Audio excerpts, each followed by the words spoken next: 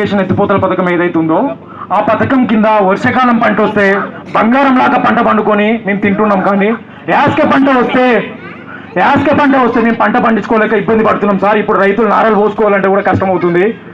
Check dam మాకు ఏదైతే మా గౌడ్ ఎవరైతే పక్కన ఉన్నో శంకులింగ్ గౌడు, దీని విషయంలో ఆయన పెద్ద ఎత్తున పోరాటం చేసిండు, పేపర్ స్టేట్మెంట్ కూడా ఇచ్చిండు, నా దృష్టి కూడా చాలాసార్లు తీసుకొచ్చిండు.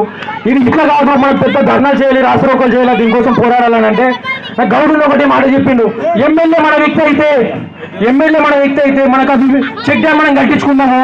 చెక్ డ్యామ్ కట్టించుకుంటే దానివల్ల మనకు నీళ్లు ప్రాజెక్ట్ వస్తుంది, దానివల్ల మనకు నీళ్లు. యాసక పంట ఏమవుతుందంటే సార్ మాకు రెండు పంటలు పండుతున్నాయి, కానీ లాస్ట్ మూమెంట్ లో చేతికి పంట వచ్చినప్పుడు పొలాలు ఎండిపోతున్నాయి, నా కంట్లో నీళ్ళు వస్తున్నాయి. హైదరాబాద్ లో ఉండి నా తండ్రి ఫోన్ చేసి చెప్తారు, నాకు నేను హైదరాబాద్ లో ఉంటే కొడుక పంట ఎండిపోతుంది, నీవే నా భక్తుని అంటాడు. నా కంట్లో నీళ్ళు వస్తాయి, నాడా 6 నెలలు 3 నెలలు పంట పండించినావు, ఇప్పుడు ఎండిపోతుందంటే ఎట్లా నాన్న? మన జీవితాలు ఏంది?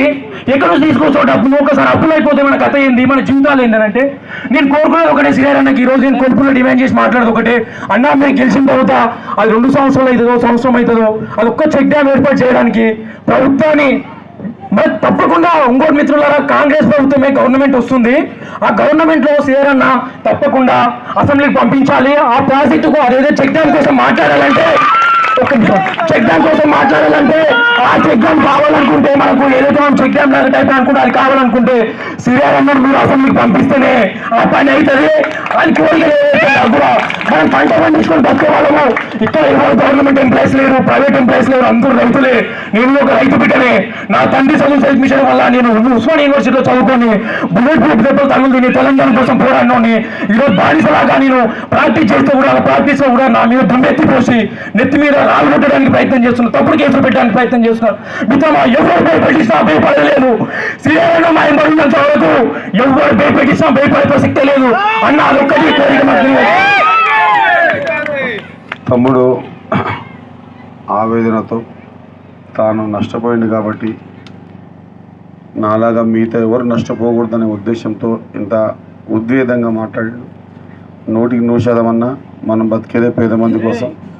నేను కూడా వ్యవసాయ కుటుంబంలో పుట్టిన, నాకు కూడా వ్యవసాయం అంటే పిచ్చి, ప్రేమ కాదు పిచ్చి నాకు. ఖచ్చితంగా ఈ చెక్ డ్యామ్ కోసం ఏం చేయాలి, ఎవరిని పట్టుకుంటే అవుతుందో బరాబర్ మీ అందరి ఆశీర్వాదంగా ద్వారా నేను ఎమ్మెల్యే అయితే ఖచ్చితంగా ఈ చెక్ డ్యామ్ రూపకల్పన, అట్లే అది మన చిట్యాల బ్రిడ్జ్, ఈ 2 కొల్పూరు గ్రామానికి నేనేమైనా చేసినా అంటే ఈ 2 మాత్రం ఖచ్చితంగా చేస్తాను.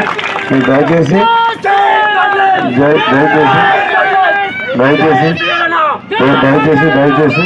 దయచేసి మనం ఏదైతే మీరు బాధపడ్డారో ఈ బాధని ఒక 10-15 రోజులు ఆపుకోండి. బాధతో కాదు, ఆవేశంతో కాదు, మనం చేయాల్సిందంతా ఆలోచనతో ఏం చేయాలో చూడండి. ఆలోచనతో నలుగురిని కలుపుకొని అన్ని వర్గాలని అన్ని వర్ణాలని కలుపుకొని ఎంత పెద్ద ఎత్తున మనం కొల్పూరుకించి చుట్టుముట్టు గ్రామాలకించి మనం ఎవరెవరిని ప్రభావితం చేస్తామో, ఇచ్చిన కడ వచ్చిన కడ పిల్లలు ఇచ్చిన కడ పిల్లలు తెచ్చుకున్న కడ ఎవరిని ప్రభావితం చేస్తే మనకు ఓట్లు పడితే వాళ్ళందరికీ కూడా ఒక నమ్మకం కలిగించి కొల్పూరు గ్రామానికి చిట్యాల బ్రిడ్జ్ కానీ లేదా ఇదేదన్నా చెక్ డ్యామ్ కానీ ఇది బరాబర్ 100% మనం అధికారంలోకి రాగానే ఎమ్మెల్యే కాగానే ఈ పని మీదనే ఉంటానా, ఈ పని మీద ఉండి ఖచ్చితంగా ఈ చెక్ డ్యాము చిట్యాల బ్రిడ్జ్ ఈ 2 కోసం ప్రయత్నం చేసి కొల్పూరుకు నేను కూడా ఈ పని చేసిన అని గర్వంగా చెప్పుకునే విధంగా జీవనం గడుపుతా ఉన్నా. Thank you.